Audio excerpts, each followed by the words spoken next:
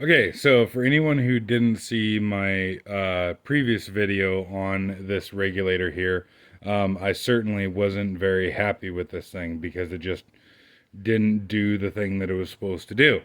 Um, this is a Preece precision, uh, quote unquote, high flow regulator. Um, for a CO2 tank. They also make them with the fitting on the end of it to go on like a nitrogen tank or whatever. This individual one here, the blue one, goes up to 400 psi, which that is handy for like pressure testing stuff and what have you. But um, you see like the chrome piece around the gauge wobbles around the gauge and shit, and it's just kind of shitty and what have you. If I remember to, I'll put the link in the description to my other video about that thing. But today I wanted to compare it to a couple of Victor regulators and see how that does. Which, on one hand, is kind of apples to grapefruit, but those are the regulators I have, and so that's the ones we're going to compare. I don't have a power tank regulator that would be interesting to compare to one of those. And if it sounds like I'm talking too much shit about this company, this is actually one of their CO2 tank brackets, and that thing seems to be just fine. Um, I was gonna say though that I bought some cheap carbon dioxide gaskets, and I did not get them from Preece Precision. I think it was just some no-name Yulong Ding Dong China thing, but these things are absolute garbage. And when when you tighten them down in the fitting, they actually compress so much that they actually like choke off the flow of gas. And so I actually bought a couple gaskets from Victor, and I'm sure that Western Enterprises or whatever would have good ones too. But so the deal here is that I have a 20-pound CO2 tank that is completely full, and right now the regulator is like 71 degrees. The tank is, surprisingly enough, 71 degrees. And I've got a hose running from the regulator into this. Um, Show it right quick. Like little aluminum manifold on the wall here. And I've got a pressure gauge on it. And I'm curious to see what kind of pressure this regulator can sustain with just a blowgun on the end of it.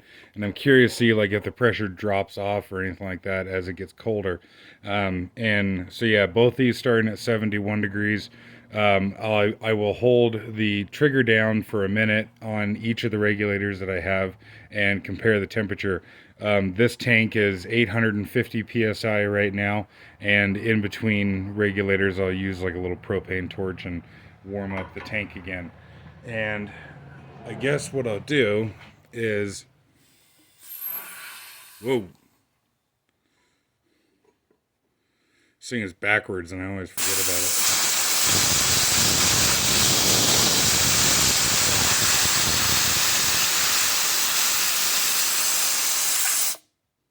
You screw it clockwise to increase the pressure, or sorry, you screw it clockwise to decrease the pressure, counterclockwise to increase the pressure, which just makes no sense. And then you do stupid shit like that of fucking hose all tangled. Then you do stupid shit like that or forget where you had the fucking regulator set, crack open the cylinder and almost blow up your fucking air hoses. Um, and I was just going to see. Yeah. So yeah, here's the eBay ad for the thing. So 90 black or $90 plus 13 for shipping, so $103. And this is for the blue one, the same as that is. And funny enough, seller you've bought from. And I'll get to the description page here and read about this thing, just because it's really frustrating to me that I thought this was going to be something different. You are viewing a you are viewing a precision custom machine billet aluminum body, super high performance, fast flowing, non-freezing CO2 regulator capable of flowing over 45 CFM at an adjustable 0 to 400 maximum flow rate. What? 400 psi maximum flow rate? I don't know, whatever. But says here adjustable 0 to 400, 45 CFM, blah, blah, blah, a bunch of other stuff. And if you, like I said, care to see my other video, this is not 45 CFM. I don't know what it is, but it's not 45. So I will get out my phone and start a timer here. And if you don't want to watch a minute of a blowgun being held down, then I guess skip forward a minute. Holy shit.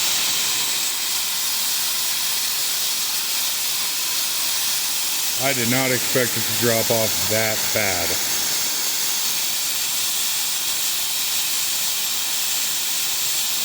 So, yeah, you can see that. About 80 psi sustained on that gauge. I don't trust these gauges here.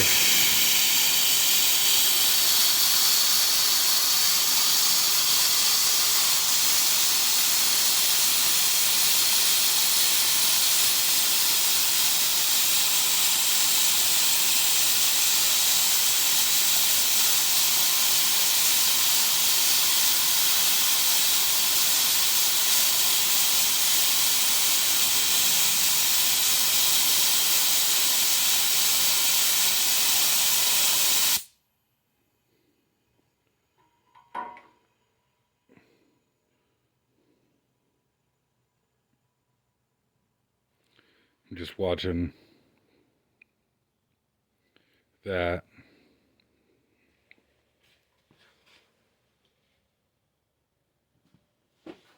Which I suppose that pressure increase could be like, you know, solid carbon dioxide getting into the line and then boiling. And so now we are, oops.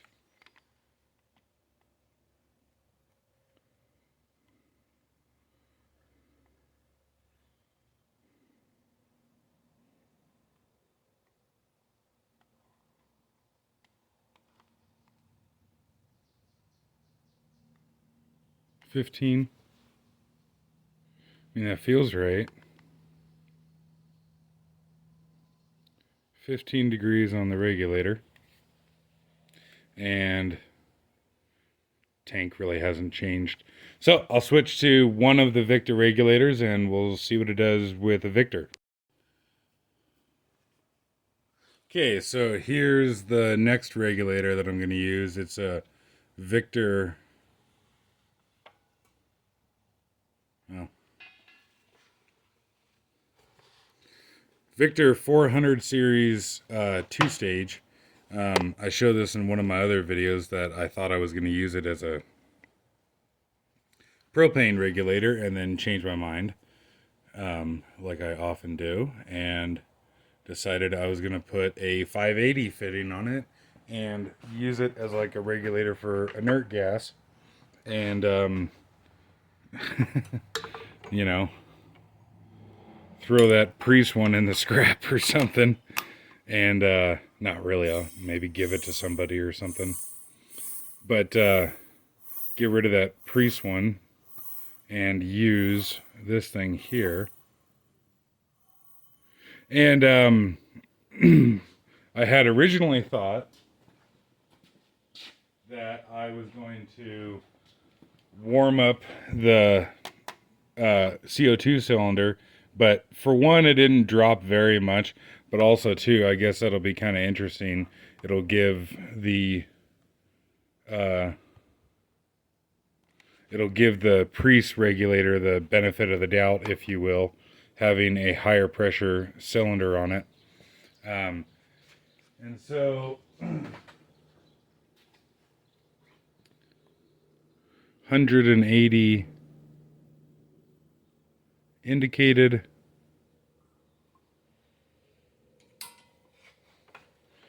And get out my timer again.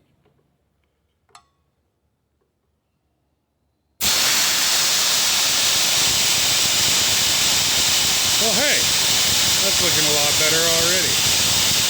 Imagine that, right? Weird.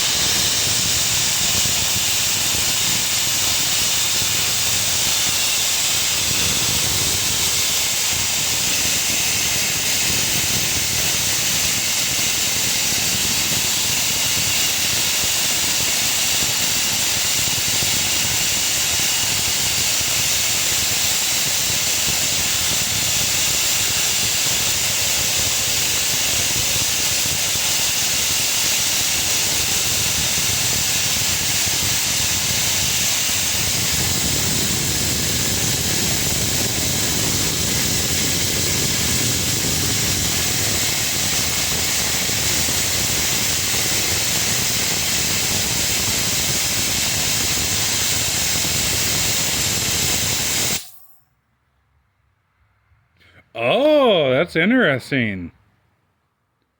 Wonder if the pressure climb was actually the regulator and not necessarily,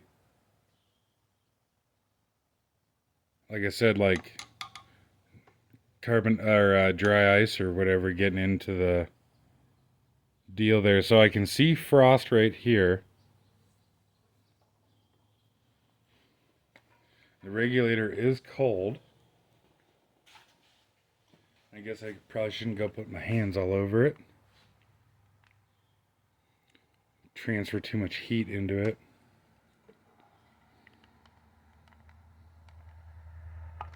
So 30 degrees on the backside. What's the lowest temperature I can get here? Actually, about 30 degrees.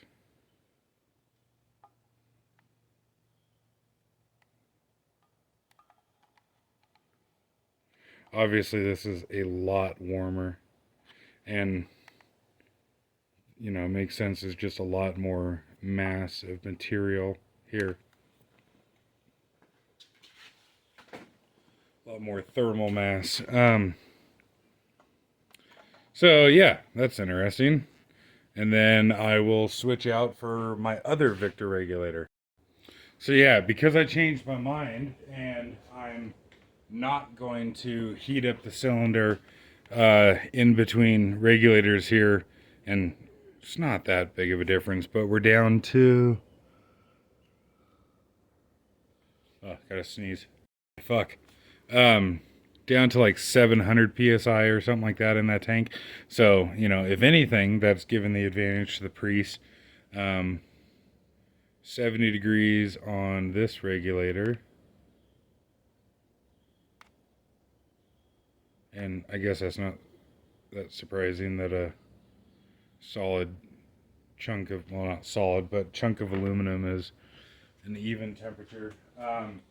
So that regulator there,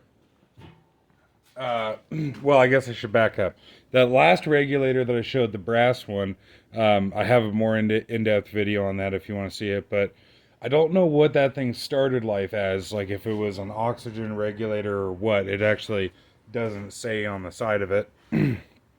I got that one used. I paid about $250 for that one, and I got it actually as a propane regulator, and then, like I said, I decided to put a inert gas fitting on the end of it. This one here is a dedicated carbon dioxide regulator. You can put inert gas through it, but like the reason for all these fins is that this is like purpose made as a carbon dioxide regulator. It came with this fitting on the end of it, which is 1/4 inch NPT, and then 3/8 on either side, and I just thought that was kind of weird, so I put that on there. Victor has three different styles of these. They have this one, which is a pressure regulator, and so there's no like restriction orifice in it or nothing. There's just, wide open gas flow. And fuck, I should actually show how this works inside. It's actually pretty cool. But you've got a diet like this. This section here threads off, and there's a normal diaphragm and seat assembly and what have you in there, and then there's four drillings all the way around, and 90 degrees offset. Four drillings from the low pressure side of the diaphragm over to this fitting over here. And yeah, actually you can see it in the video how there's like a taper in the machined aluminum there.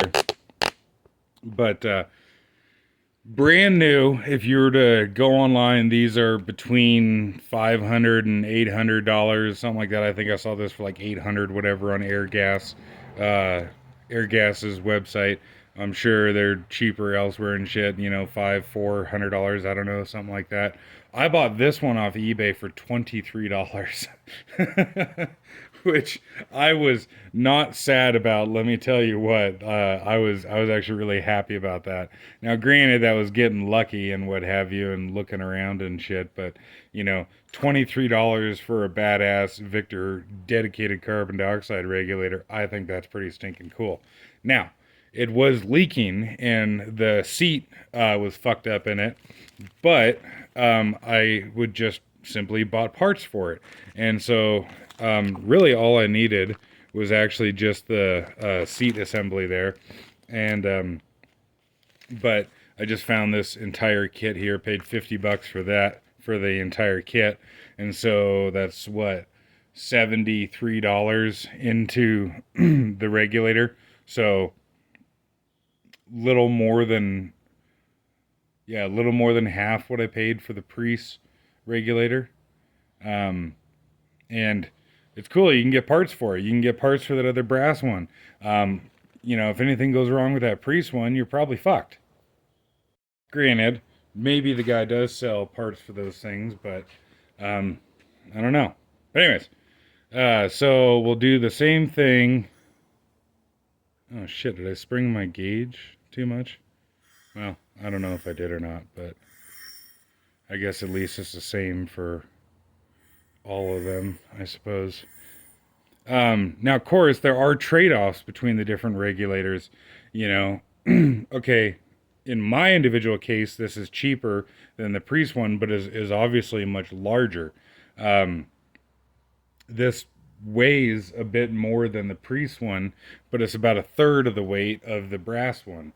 But the brass one will be more accurate pressure. The Preece is more portable, can, fit in a, say keep it in the glove box of the Jeep or something like that or whatever.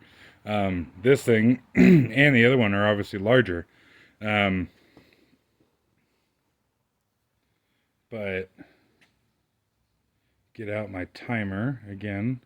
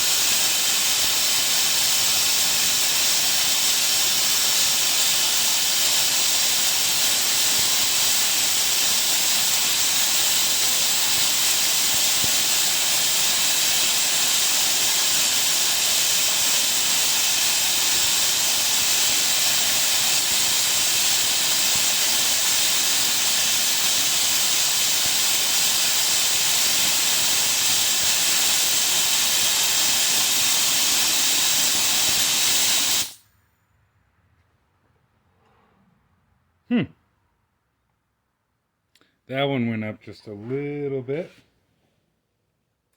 And yeah, it's all frosty on that section. This section here hasn't got cold yet.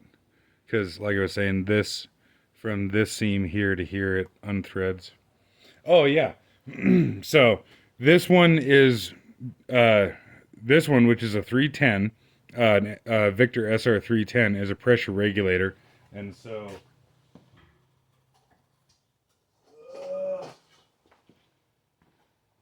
that fitting that's in the end of it has got a hole straight through it. The 311, I think it is, instead of having the hand wheel, has got like a grub screw and an acorn nut on the end of it, and a flow meter on the side here with a little dial to adjust the flow meter. And the SR312, if I'm not mistaken, is a flow gauge. So it'll have this fitting and a pressure gauge on it, with the pressure gauge calibrated in flow, and it'll have a restriction in here. And then the 310 and whatever number for the flow gauge has the adjustment hand wheel on it. And then, like I said, the 311 is a flow meter. Holy shit. Yeah. Hopefully you can see that in the video. The frost line was already disappearing on this thing.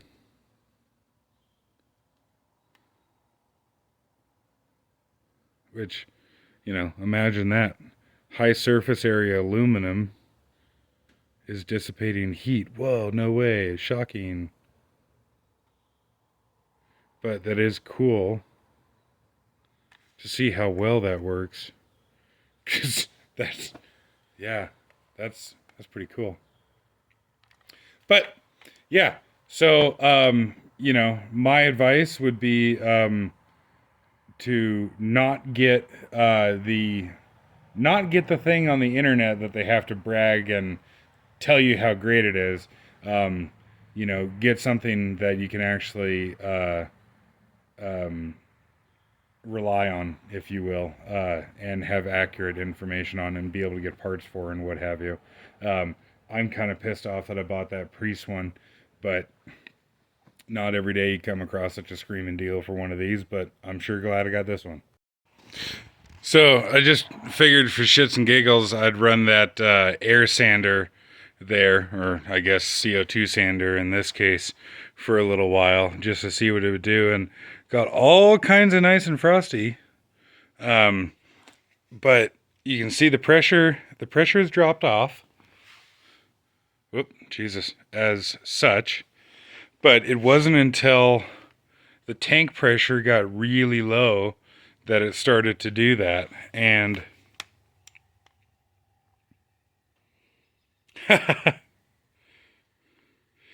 took running the fucking sander for a couple minutes for it to get to the same temperature as that little one did in 1 minute.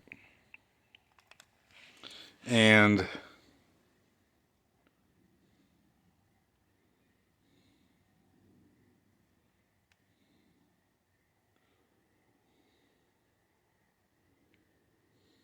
what?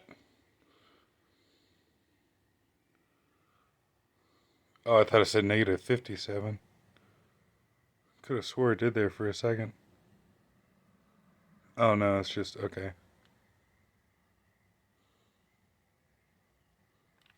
Curious to see how fast this comes up with a torch on it.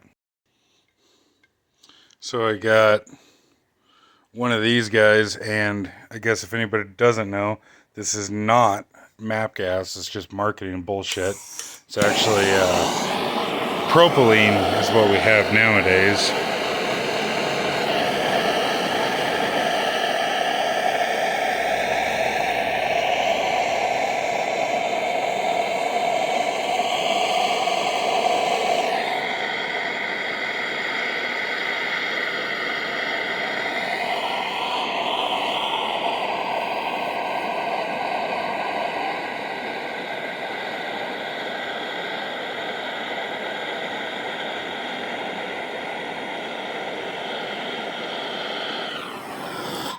Well, never mind.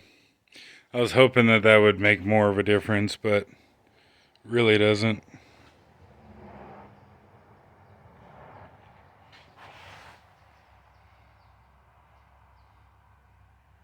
But